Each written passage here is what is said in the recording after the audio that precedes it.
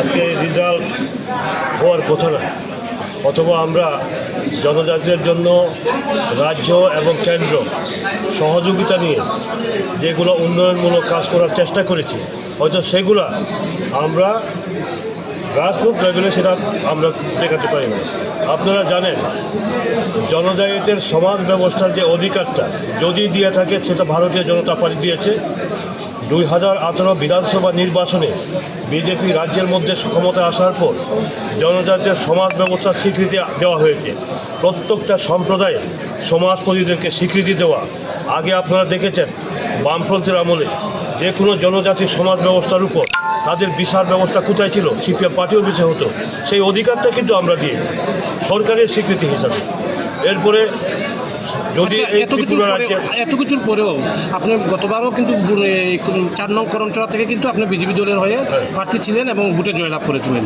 আপনি এখন দাবি করছেন জনজাতির হয়ে বিজেপি দল অনেক করেছে বা আগামী দিনও করবে, তারপরেও আপনি কি মূলত কী কারণে আপনার ভোটে হারলেন?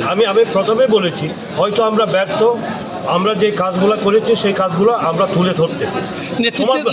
নেতৃত্বের মধ্যে কোনো জটিলতা রয়েছে কি? আপনি শুনুন, আমি বললাম তো সমাজ ব্যবস্থা, এটা কিন্তু বিরাট ব্যাপার। সামাজিক অধিকার জনজাতির যে রাইট সেটা একমাত্র বিজেপি দিয়েছে। আপনারা কোনোদিন ন্যাশনাল অ্যাওয়ার্ড, জাতীয় সম্মান দেওয়া ত্রিপুরার জনজাতিতে দেখেছেন? সেটা ভারতীয় জনতা পার্টি করেছে।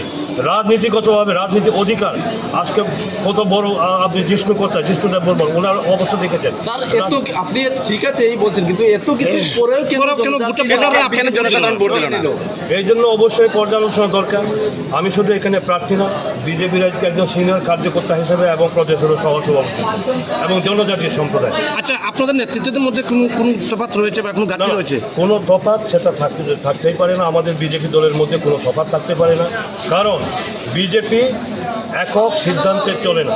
বিজেপি সবার সিদ্ধান্ত নিয়ে বিজেপি চলে, একক সিদ্ধান্তে বিজেপি চলে, এটা পরিষ্কার। স্যার, একটা জিনিস, ভোটের আগে আপনারা ইস্তাহার প্রকাশ করেছেন জনজাতিদের উদ্দেশ্যে, এত কিছু দেওয়ার পরেও কেন হার মানলেন? না, এই কথাটা তো আমি বারবার বলছি, হয়তো আমাদের ব্যর্থতা রয়েছে। আমরা জনগণের কাছে আমরা যে কার্যসূচিগুলো আমরা নিয়েছি জনজাতিদের স্বার্থে, সেগুলো আমরা তুলে ধরতে পারি না।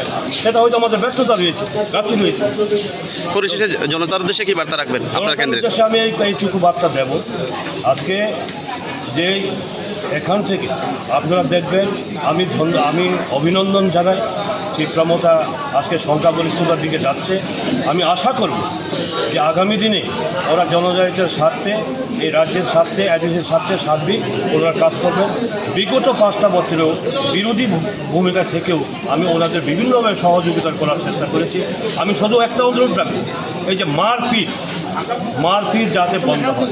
আমি বিনম্রভাবে সবার কাছে অনুরোধ রাখবো, সমস্ত জনজাতি সম্প্রদায়, সমস্ত সামাজিক সংগঠন, সমস্ত রাজনৈতিক সংগঠনের মারপিট যাতে না হয়, শান্তি এবং শৃঙ্খলাভাবে যাতে আমরা থাকতে পারি, সে আবেদন রাখি। নমস্কার।